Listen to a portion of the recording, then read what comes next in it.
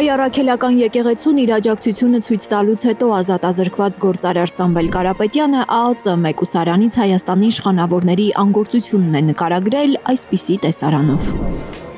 Հայկական փոքր քաղաք կամ գյուղ, իրար հետ կանգնած աշխատունակ եւ եռանդուն հայ տղամարդիկ ստիպված են իրենց զբաղեցնել նարդի խաղալով, հուսահատությամբ լցված, երբեմնի հաջողությունները հիշելով։ Մարդիկ փաստացի զրկվել են լավ կյանքի մասին նույնիսկ երազելու կարողությունից։ Իսկ երազանքներ ունենալու համար նախ պետք է ունենալ արժանապատիվ հնարավորություններ, որոնցից ըստ Սամվել Կարապետյանի հայ ժողովուրդը զրկված է։ Գործարարը աշխատասեր մարդկանց հուսահատության համար մեղադրում է Հայաստանի կառավարությանը։ Գյուղացին, որը առավոտից գիշեր աշխատում է, նա չպետք է ունենա տարական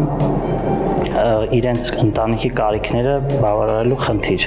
Դա շատ կարևոր է, որպեսզի մարդը իր աշխատանքի արդյունքը տեսնի, կլինի դա ամսվա վերջում, թե սեզոնի վերջում, իսկ այսօր Հայաստանում աղքատների մեծ մասը հենց գյուղում են։